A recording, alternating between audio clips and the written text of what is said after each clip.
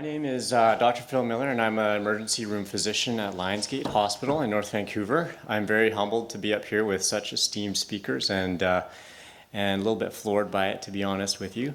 And medical school has really blasted any kind of left-brainness out of me. So there's going to be a very science-y kind of talk, okay? So what I'd like to talk about today is looking at some research, looking at forests and health. Now, as an emergency room physician, I'm very focused on an individual. And so today I'm going to be looking at the trees through the forest and looking at sort of some effects of the forest on an individual person as opposed to societies or cultures or populations. And 8 minutes to talk about this research is impossible. You could easily spend several hours talking about it, so I'm just going to talk about some of the interesting research. I have nothing to disclose in terms of financial conflicts of interest. So what my wife told me to say when I asked her what I should talk about was, well, trees make oxygen. We need oxygen to live, therefore forests are good. And you certainly can't deny that rationale. So key points that maybe the take-home points from today, there certainly is tons of interesting research.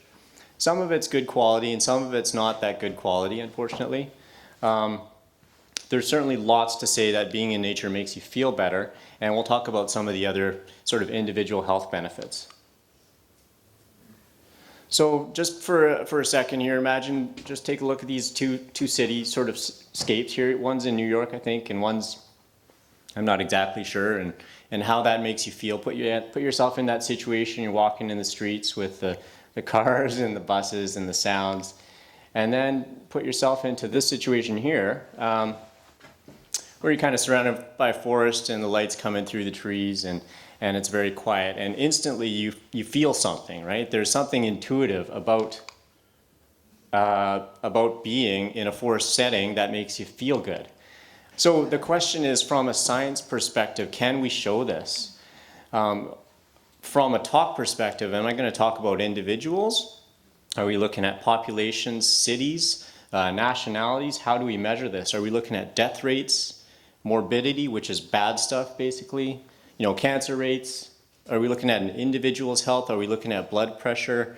It's a huge topic, and some of these topics are very hard to quantify. So what I'm going to talk about today is just a couple interesting studies that I think will be interesting to you.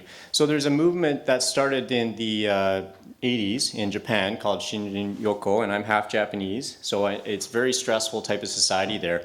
But they looked at the health benefits on nature, and they studied this in several studies and looked at various physiological parameters on individuals. And what they mean by this is it's more than just going for a walk. It's a 5 sense bathing in a forest. So you're smelling the tree, you're feeling it, you're listening to the forest. It's a full immersion as opposed to just walking. So you're getting right up to that fern and you're shoving it in your nose and stuff. So as an example of one of the studies from this series, they would have taken, say, 12 male university students, divided them in groups of 6, and they did 24 separate samples all across Japan. And so they measured various things like heart rate or blood pressure. PALMS is a subjective mental well-being score, I would say. And they measured those vital signs, and then they basically had people sit in a spot, and they looked at a city scene or a forest scene, and then you walked around in that same spot for about 15 minutes. And then they measured all those things at the end as well. So this is a sample data here, and what you'll see is the forest is the black and the city is the white. And on the left side, the left column is people who are watching the scene, and the right is the people who are walking in the scene. And so they're comparing the groups before and after in the forest and in the walking. And if you look at all the differences,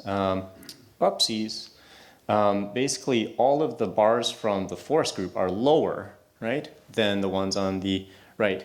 Now this study says, well, it improves your blood pressure, your pulse, all this stuff, which is fine, but as sort of a doctor, the actual difference, unfortunately, between a systolic blood pressure of 120 and 119 is actually I mean, it's not clinically relevant. So it's reported as a positive study, but this is some of the, unfortunately, some of the not as quality literature here. So they've done studies looking at blood glucose levels in diabetics, salivary amylase as a measure of overall stress hormone level, cerebral blood flow in areas that are stressed in forests, immune function, and mood and psychological stress, and these have all found benefits as well. But some of the quality of the data is not as high as you'd like to see. So they all have some sort of methodological problems when you look at them. Another interesting study looked at force and cognition. So in a Korean study, they took 60 university students. They subjected them to what's called a Trail B cognitive test, and I'll show you what that is, and got them to walk either in a downtown Korean city, Cheongju, or in a forest. And then they repeated the test. And really interestingly, what they found was, this is the Trail B test. So what you do is you go from letter A to 1, and then B, wherever that is, and then 2. So you kind of find out where it is. And so they use this as a surrogate for cognitive function. And what they found was that in the forest walking group, they actually finished this test 10 seconds quicker than the city test, which is really interesting. Now, the title of the study is cognitive function, and that test is, I mean, that may be a little bit general for me to say that it improves your cognitive function, but certainly something's going on, and it helps with tension, anxiety, depression, a lot of subjective mood states, and this is really unequivocal in the literature. This is a really strong connection here. Another study looked at force and ADHD. Now this is a qualitative study, which means it's a survey type of study. They're not looking at objective measures that they can measure in a scientific way. And they sent these surveys to 96 parents of children with ADD, attention deficit disorder.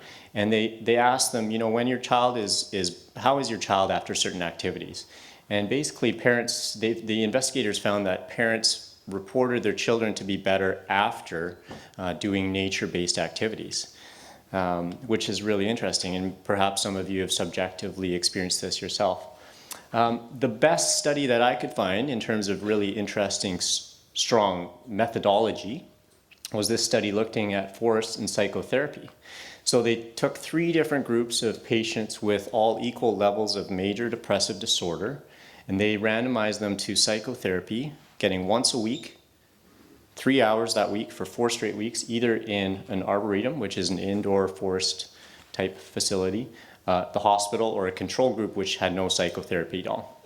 And what they found was that the group in the arboretum had really significant rates of remission, which means really decreasing amount of clinical disease, 14 out of 23 compared to 4 out of 19 versus 1 out of 21 in the other groups. And this seems like a really good study. I'd caution you, sometimes data, when it's too good to be true, it actually is too good to be true, but this is really interesting. And you know, if you want to do psychotherapy in a forest, I mean, that sounds like a great idea. So in summary, you know, this is a really, really positive area of interest. There's tons of research going on. We definitely need lots more research, but there's something real there. You know, like you can feel it when you go into a forest. It's just a matter of figuring out what to measure and how best to measure it, I think.